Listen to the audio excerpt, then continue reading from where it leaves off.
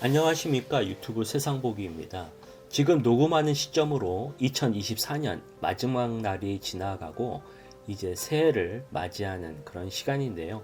개인적으로는 새해를 맞이한다는 것이 그렇게 썩 유쾌하지는 않습니다.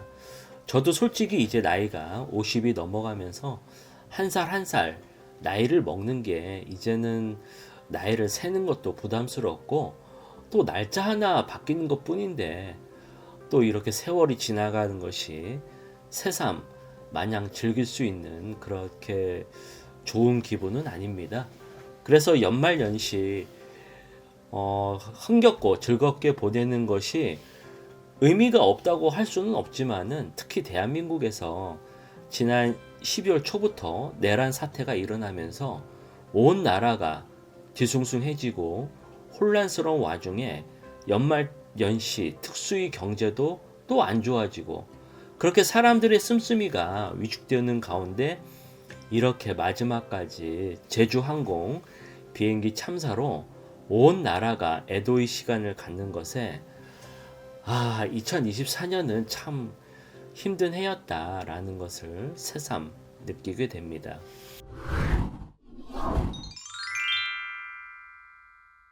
이번 제주항공 참사를 보면은 유족들은 정말 마른 하늘에 날벼락처럼 갑자기 세상을 떠난 이들이 가족이나 친지, 친구들 같은 경우 얼마나 그들의 마음을 위로한다고 해도 정작 헤아릴 수가 있겠습니까?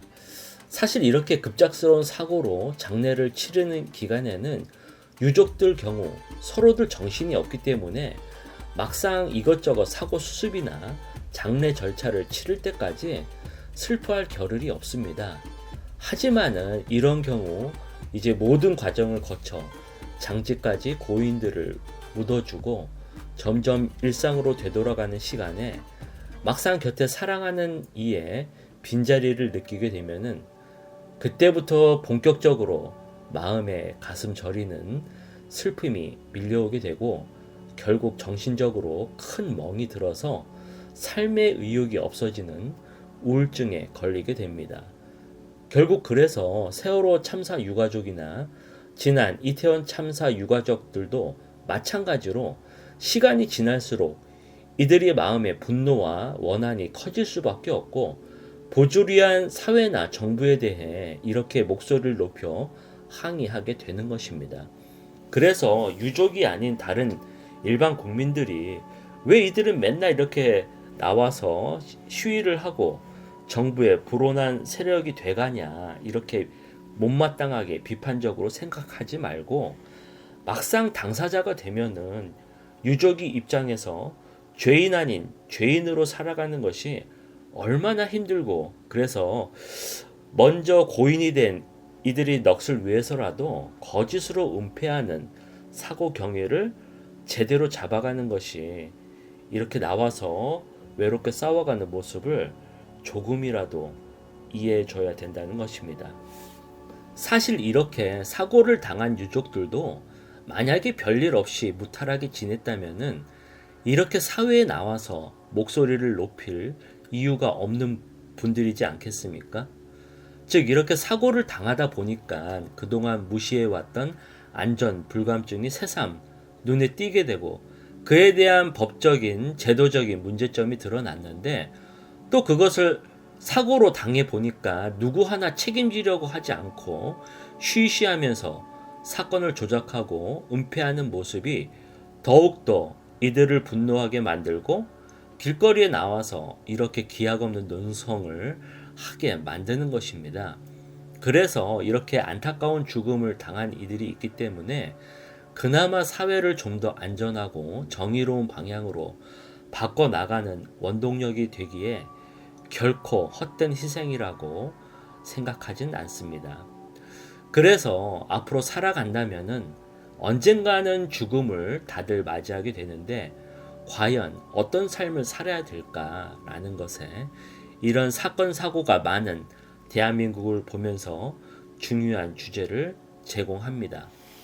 예전에 제가 어릴 적 학교 다닐 때 그때가 1987년 영화 1987도 나왔던 적이 있지만은 한창 나라가 민주화 운동 때문에 학생들 시위가 넥타이 부대까지 번지는 정말 시끌벅적하고 최루탄 냄새가 시내에서 사라지지 않았던 그런 시절이었습니다. 그때 이한열 열사가 시위 도중 최루탄에 맞고 사망하게 되면서 결국 6월 항쟁까지 이끌게 된 계기가 됐는데요.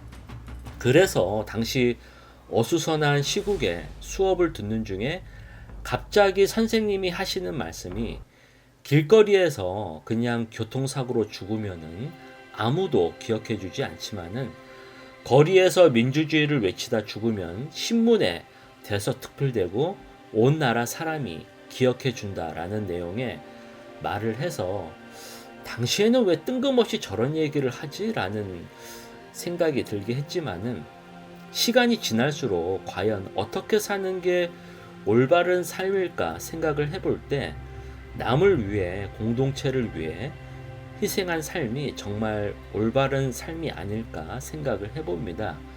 즉 이한열 열사가 1987년에 육체적으로는 사망을 했지만은 그래도 많은 국민들이 가슴속에 그를 기억하는 한 지금도 그는 아직 살아있다고 할 수 있습니다.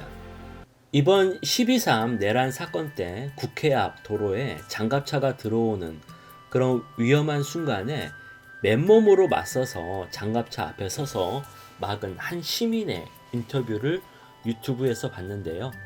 평소에 혼자 살면서 외롭지 않게 고양이를 키우며 사는 그런 소시민이지만은 한밤중에 계엄령이 선포되자 자기 자신의 안위를 생각하지 않고 계엄군을 막아야 되겠다는 신념으로 국회로 바로 택시 타고 달려가서 마침 진입하는 장갑차를 보고 막아 세웠다라는 내용을 듣고 참 마음에 깊은 감동을 느꼈습니다.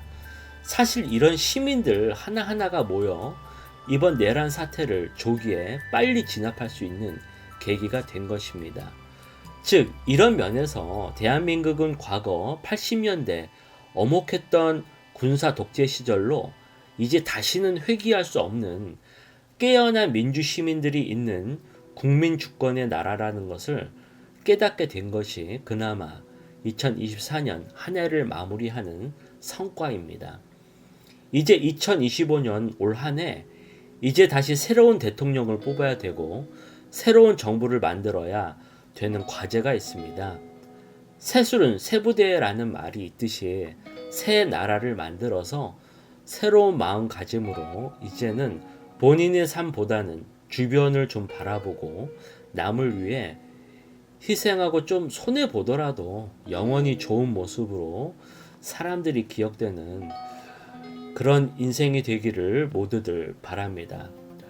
오늘 내용은 여기까지입니다. 희망찬 새해가 되시길 바랍니다. 감사합니다.